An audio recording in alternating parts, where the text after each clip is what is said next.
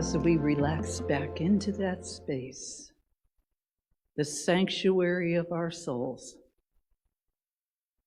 we allow all extraneous thoughts to pass along as we go deeper into that inner knowing of the Christ presence within.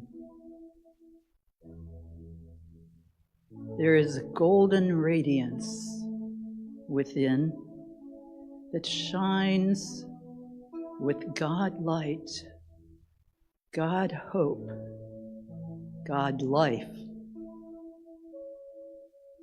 And we immerse ourselves in that golden light, knowing that always the light shines within. Even those times that we can't even believe that we are a child of God.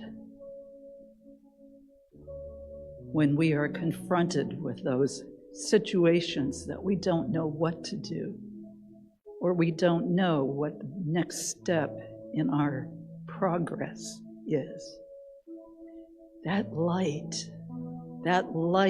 shines, leading us, embracing us,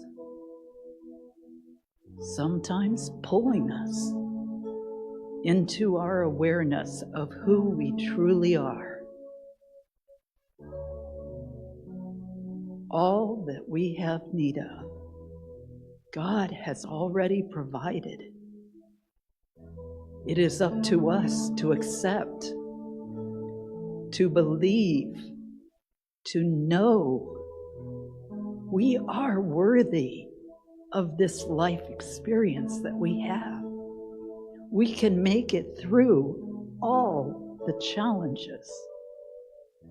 And actually, we are grateful for those challenges because we know we are learning, we are rising, and we are not ever bored. Not with this wonderful life that we've been given. All the opportunities, the friendships, the memories of those who have gone before us, who taught us, who loved us, who confronted us, and who gave generously and taught us how to be the best us that we can be.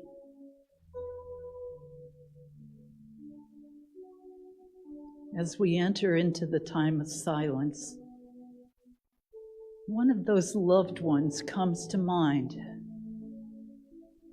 whether still in earth suit or has already transcended the earth plane. And we accept their guidance, their love, their friendship, knowing that they are always with us in the silence.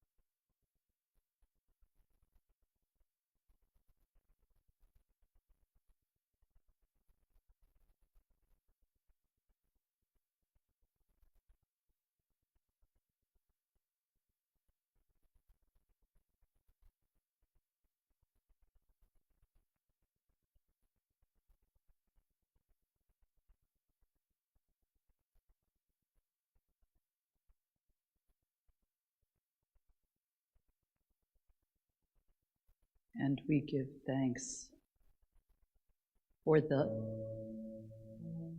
opportunity to come together and share who and what we are, for the opportunity to see God in expression, and to know that there is a community within communities, within our country, and within the world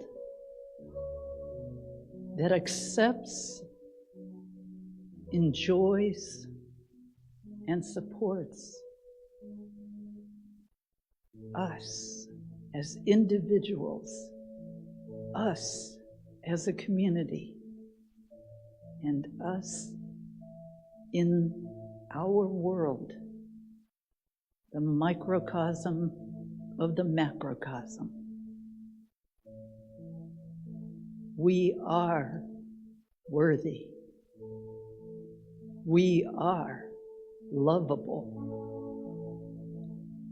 We are filled with God life, God love, God light, and most importantly, we are filled with God peace. We are so grateful for this day and every day. And as we return to this time and this place, we let our gratitude rise up within us, and we share it with all that we come in contact. And so it is. Amen. We set our New Year's resolution, our brand shiny new intentions for the new year. We come to the first service of the year in that white stone, just all ready to be brand new, and the energy that comes with that, and we climb every mountain. And by the end of January, we're climbing every mountain.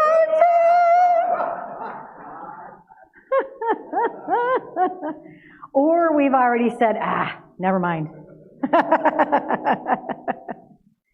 So it's really imperative when we hit that point, and technically, and I think I'm doing another service around it or something, but it's in mid-February that we know scientifically, they've done all sorts of studies and questionnaires and all this kind of stuff, that by the second week in February, everybody has gotten to the resolution. What resolution point?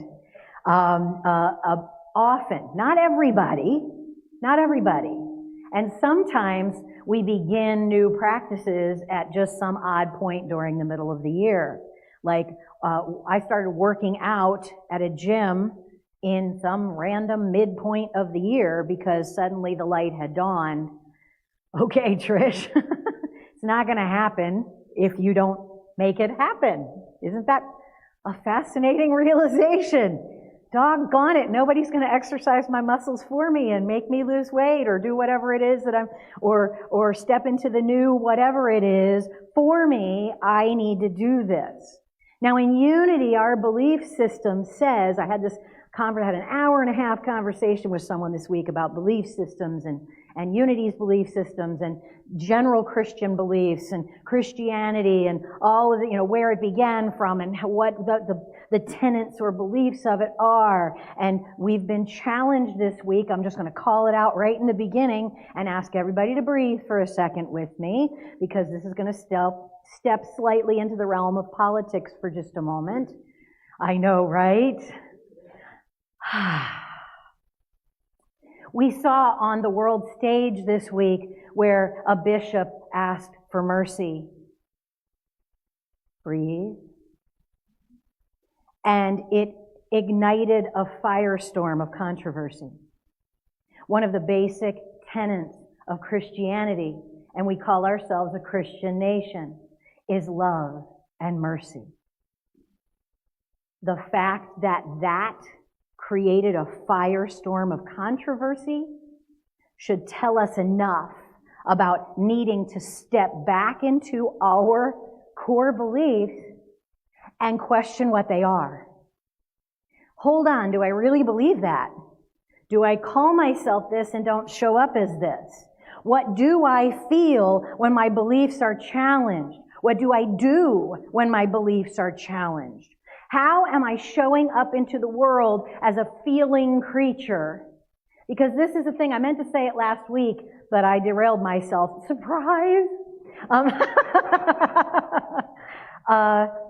Mike had set the stage for me so beautifully the week before to talk about how we are creating by what we are feeling. It is our felt sense of things in the beginning and the end that is creating what's happening for us. It's what we're feeling about what's happening and what that does as far as what we respond to or react to. So in our country, and I'm not going to dive deep into politics, I'm just going to say, I think what we all know, I hope what we all see with our own eyes, that things are pretty divisive right now. That there's a kind of a short fuse, or it feels like it, and that a lot of us are walking on eggshells going, well, what should I do? What is the right turn? When should I speak up? When should I remain silent? When should I use tolerance or mercy or love? When should I stand on the pillars of my beliefs? And when should I speak out firmly and fiercely? And the answer a lot of times these days is, I'm really not sure. What can I do that won't offend? What can I do that won't hurt? What can I do that won't spark a firestorm in someone else? Okay. Well, I set myself up for that, didn't I? I wasn't going to say any of that, and now look, I'm there. Okay, so what do? Well, exactly. If you consider yourself a Christian, and some of us in this room do, and some of us in this room do not. Let's take it even further in, or further expanding. If you consider yourself a human being here with other human beings living on a planet that supports life, and so therefore maybe we need to support the planet, there are just kind of some core tenets that we know. We need each other. We need each other. Pull religion out of it, pull everything out of it. We need people to do all the different jobs that there are to do. If the people who pick our vegetables stop picking our vegetables, we're either going to starve or pay exorbitant amounts for the people who will pick our vegetables for what they consider a living wage. These are simply repercussions of actions. It's not a political statement. It's math. 2 + 2 = 4 every time. If we get an answer other than 4, we're wrong. So if we are doing things in this world that are disconnected from the understanding that actions have reactions, then we need to check where we're coming from in that. I'm not talking about politics now. I'm not talking about any of this. In our lives, if you were standing behind someone in the grocery store and you smacked them in the back of the head, I guarantee you the rest of your experience in the grocery store is going to be really different than if you were standing behind someone in the grocery store and you either didn't engage them in conversation, or maybe you even did and said, hey, how are you doing today? I love that shirt. I love the way you're showing up today. Oh my gosh, I love that kind of cheese too. It's all the felt sense that we show up into this world with. When we talk about seeing the way before us, what depends on the way before us depends on how we meet what is right there in front of us and what is right there within us. It's all a felt sense. See, I can say anything to you. We can all say anything to each other. We can lose our minds over what someone said, speculating about what it's going to mean, or what it's going to bring, or what's going to happen. Or we can pull in, yes, I heard that. I didn't like it, or I did. And My life, your life, our lives are made in the small moments and the interactions we have with everyone, every moment of every day. So if I walk up to someone and I'm already whipped up into a frenzy about something, whatever it is, maybe it's turmoil about someone who in my family who's sick, or the fact that I'm concerned about paying my bills this month, or the fact that my washer broke and I'm counting down the clean clothes until I figure out what happens. Wow, that happened for me last week, but that's another story. Marta was my knight in shining armor who helped me get a new washer and dryer to my house. And so many of you gave me advice about where to go and where to look. And this is how we move through this world together, better together. You have resources I don't. You have life experiences I don't. And they're so very valuable. And so when someone has the bravery to reach out and say, I'm feeling this way, can I talk to you? Or can you help me through something? Or can you tell me what you think about? How you show up to that is everything. We have the opportunity when someone comes to us and says, I'm really, really scared about what's happening in this world. There it is. It's in every moment. And we have the opportunity to go, oh, isn't it terrible? Oh, it's awful. And this and prices and inflation. Oh, I'm so scared. We can join in that and we can feed each other's fear. Or somebody can come to us, and if they're afraid or if they're ecstatic or whatever it is, we can say, you know what, let's talk about that and let's bring it back to center and let's see what we can create with it. It's up to us in every moment. We can be dealing with something beautiful or something tragic, and the opportunity is the same.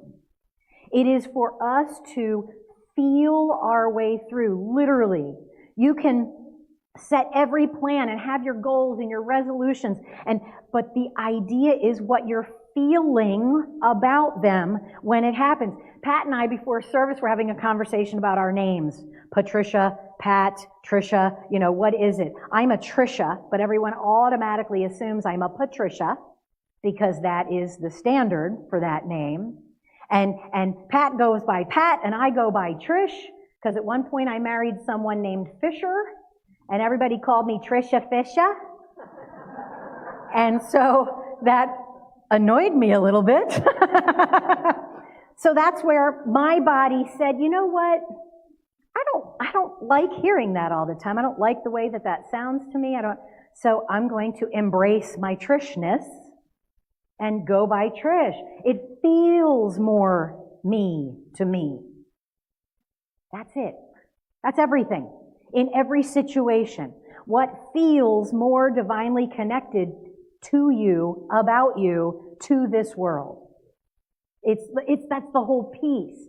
If we concentrate in our lives about where we can have heart connections, where we can have bigger conversations, where we can get with people to help us think of solutions instead of digging into the problems,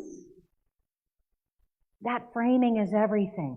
Every Sunday in here, we say, and Pat and I were saying, Pat was saying, oh, I don't like to go by Patricia because it was either, at the beginning of a class or when I was in trouble. Don't we all have that? There are those words, those instances, those names, if I ever heard Trisha Lee, ooh, my whole body went into, oh crap.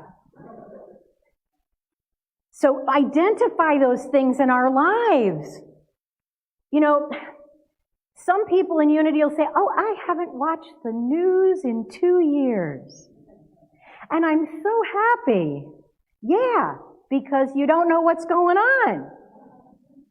See, our opportunity to walk our talk, our opportunity to find out if our beliefs are really our beliefs, comes when it's challenged. That's when you know if you really believe what you keep saying you believe. See? God agrees with me.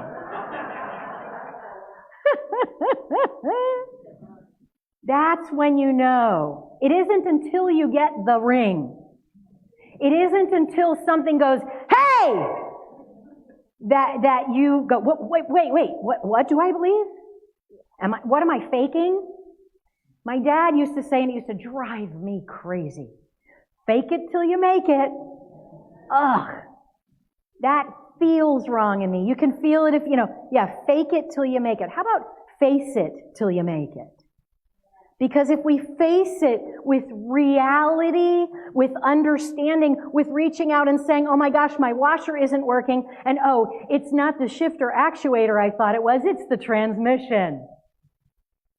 That's what I'm really dealing with.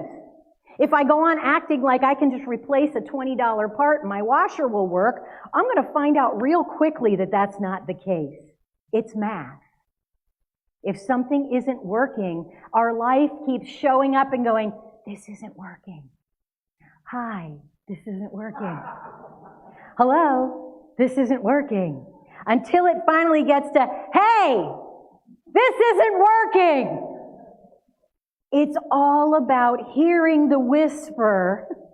It's all about paying attention to the tap on the shoulder so that the anvil doesn't have to come out of nowhere as striking us in the head, right? I wanted to talk a little bit this morning about Paul. Peter, Paul, and Mary. No. Welcome to my mind for a moment. I wanted to talk about Paul. Now, Jesus, our way shower, our master teacher, and different Christian families believe different things about what that means. Some people are very invested in the blood of Jesus and the fact that Jesus was crucified, and they believe that that blood has saved and washed all. Some people believe that Jesus was a guy that was crucified for political reasons. We have some of each of those all over in our lives, right? And so if I show up in my belief that Jesus is master teacher, and I insist that someone else who pins their entire life existence on the fact that Jesus died for their sins, and if I can't seek to understand with them where their belief comes, or even just let them. We've been talking about that a lot lately. Let them.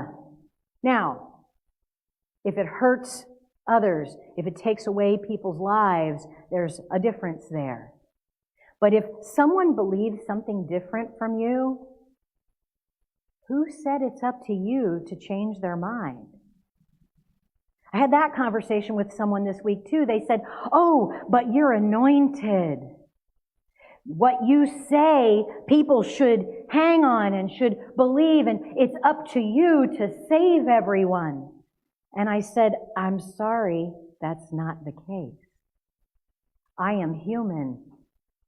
I am in it. We are in it together, and we learn it together. And the minute that someone says to me, I am anointed, and therefore I know something that you do not know, I am a prophet, I am better than you, let me land on you what your beliefs should be, my red flags start popping up all over the place. Because we each create our own experience by the beliefs we each hold. So let them, yes, allow them to express what they need to express and do what they need to do. And what comes with that is allow the repercussions of those actions, the real world repercussions that will happen if someone is hurting someone else. And know that all of it is happening within God. We know that God is the allness of beingness, and everything happens within it. Well, we think we know that. Do we believe it? See, we say every Sunday in here, we say the peace prayer. And it's interesting, when I came here, see, usually when new leaders show up to congregations, within about 6 months, they get a little itchy. And they start changing things. And in their mind, it might be fixing things. Well, you guys were here 30 years before I was ever a thought in the universe to come to Unity of Sebring. More than 30 years. It is not mine to change or fix. If I see something that I think we can try, I will try it. The no bulletins was that for me. I haven't changed very much since I came here. I think Andy did a fabulous and amazing job, and all of you have co-created something beautiful together. But most of the time, people will say to the new leader, so what are you going to change in the order of service? What are you going to change about what is said or done? And I've had this conversation with multiple people. They're like, you sing the same songs every week. My soul is welcome here. We are all friends here. You sing those every week. You say the same things, the peace prayer, the mission and vision, every week. Don't people get tired of that? I don't know about you guys, but even looking out at the shaking heads, I feel we are all friends here every week when we sing it. We all mean it. So where somebody might say, oh, you got to change that just for the sake of changing it. No, you don't. See, when the felt sense of something goes away, oh yeah, then it's probably time to look at it and think about change. We feel that. Every Sunday when Tina had found that image of the how our light changes the world, I feel that every Sunday. That is how it works. One light at a time. And if our light feels dim, we need to step back in and grab onto something that helps brighten it. Paul is credited with the spread of Christianity. See, something we need to remember is that Christianity was a division of Judaism. We tend to forget that. People like to grab onto their titles and their categories, and they like to separate them firmly from other titles and categories. But Jesus was a Jew all his life. When he died, when he rose, he was Jewish. And Christianity began as a division of Judaism, and Paul, as he started talking to people, noticed a lot of Gentiles who were not Jewish, who were moved by the belief system of Christianity. And he said to the powers that be at the time, after, when the apostles, after Jesus had died and they went into hiding, because they were afraid they too were going to be killed for their belief system. After they finally came back out of hiding, we went into the apostolic age, where the apostles went around and spoke Christianity wherever they could. They felt it that strongly that people needed to know this, and so they spoke it wherever they could. Paul, who was Saul, who had an amazing conversion story, which most people say it was on the road to Damascus when he was suddenly blinded and had a vision. Paul was a Pharisee. Paul was on his way to hurt some Christians when he had this amazing aha and vision and conversion. Well, Saul did. He took a new name. It was such a profound life alteration that he changed his name. There are people today having those profound life alterations that will change their name, that will change the way they show up in the world. Can we let them? If we didn't let Paul, we wouldn't have Christianity today. Because without Paul, who traveled over 10,000 miles in his lifetime, speaking to anyone who would listen, setting up entire communities, of the 27 books of the New Testament, 13 of them are attributed to Paul or about him. So many of the books that people read, the Corinthians, Galatians, all of those different letters, those are letters from Paul to communities that he set up around the area in his travels.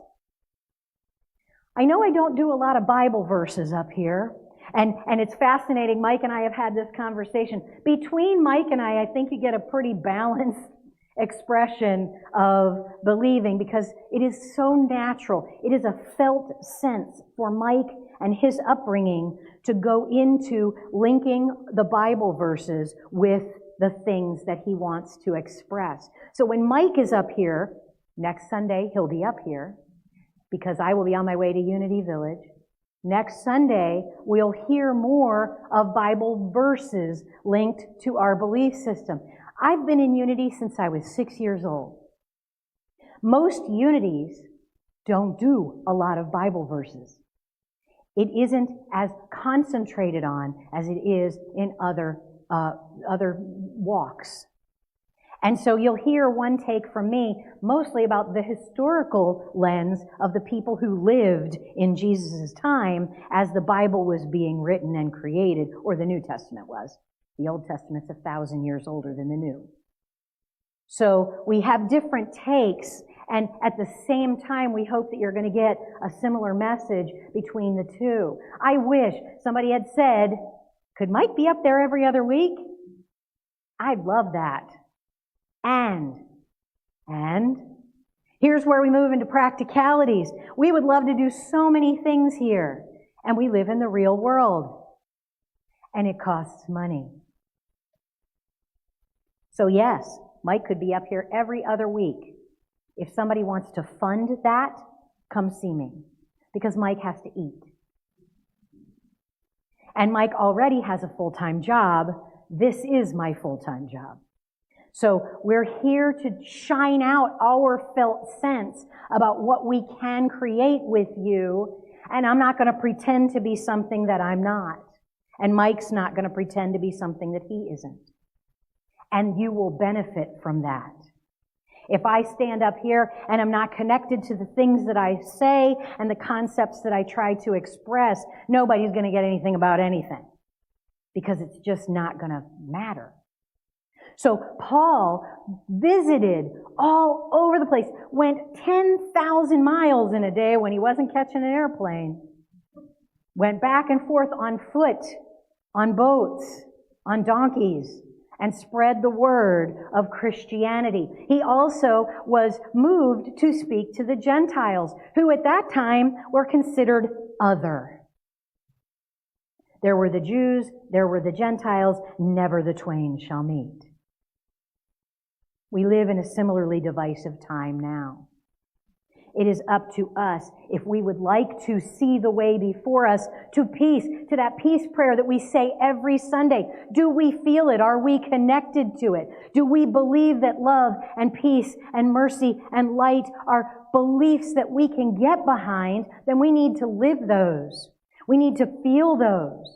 Paul lived Christianity so much so that as he moved forward and the Gentiles were wanting to come into this belief system, at the time it was believed that if you were not circumcised as a Jewish, you had to become Jewish to become Christian.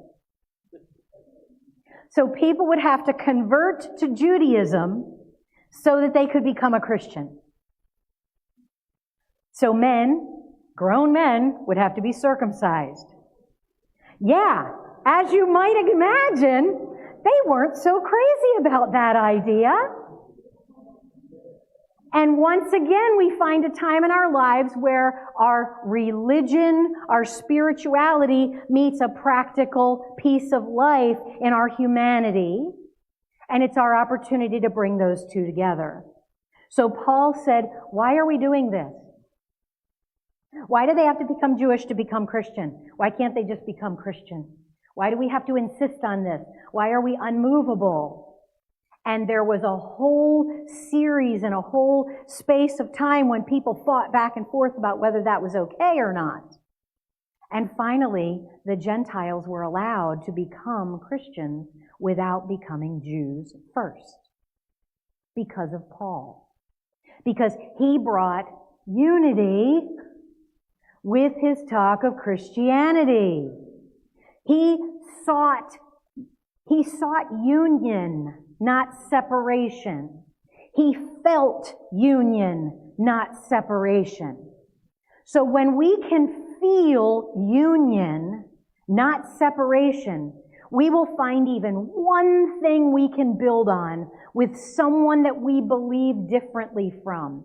Instead of trying to prove that our way is right, We will seek what builds a bridge between our way and their way, knowing that we are all us. We're all one. We're all us. We're all expressing our godness to the best of our ability. If you think you need to convince somebody to believe different than they are, I guarantee you the last thing that you should do is go tell them that they're wrong. Where can we build bridges? Where can we become the oneness we wish to see? Where can we find that unity in ourselves, in our lives, and with others, so that what we are creating, the path forward that we are making, creates unity, because it can't help but do that. We live in universal law. 2 + 2 = 4. And if we are walking around saying, I love everybody, I'm a Christian, and if what we are expressing and doing completely smacks in the face of that, we're not going to get those two things meeting. It's a math equation that doesn't go together. We have to uncover what's underneath, find our core beliefs, and then figure out if they're the ones that are serving us best. And it's a felt sense job. If I say I am peace, I am love, I am the hand of Jesus Christ itself, Himself, God itself, I am here to be the light of God in this world, and then I go and put out somebody else's light, the two things don't go together. The math equation doesn't work. So we need to uncover what we need to that is keeping us in a state of otherness in here, because everything out there begins in here. So let's be brave enough to feel into it, to make a declaration. I was going to do a feeling exercise with you, but I've gone over where I want to. Think about this, or feel about this when you go home. Think about your New Year's resolutions, or what you would like to create now in the world. And if you think about them, instead of thinking about why, because often when we think, I want a new car, or I want to, whatever it is, I want to create a business that helps, blah, blah, blah, whatever it is, when we think of that, thinking exclusively, we will usually think about 10 reasons we can't do that, or about the first 5 things that are in our way. But if, when we think, I want a relationship in my life that nurtures and sustains me and expands me and grows me, instead of making it a declaration like, I want it now, it is up to us to feel what that feels like. What does a relationship that feeds and sustains me feel like to me? What does peace feel like to me? And then sit in it for a while and feel it. Feel love. Feel peace. Feel what it is to have enough money to do what you want with it. Mike and I have spent so much time talking about this lately, and it's part of what you'll hear us recurring themes with this year as we want to thrive in 2025. It starts with a felt sense and goes from there. So feel into what you're thinking. This week, that's your homework. And I won't see you next Sunday because I will be on a plane while you guys are here, and I will see you the following Sunday, probably bouncing off the walls with all the cool stuff that I learned while I was in Unity Village. So, and Mike, I'm so grateful you're here. I can't say thank you enough.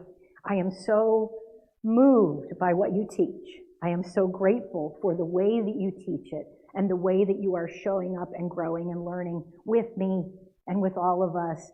Thank you for being here with us, and thank you for taking the helm next Sunday. I appreciate it. And so it is.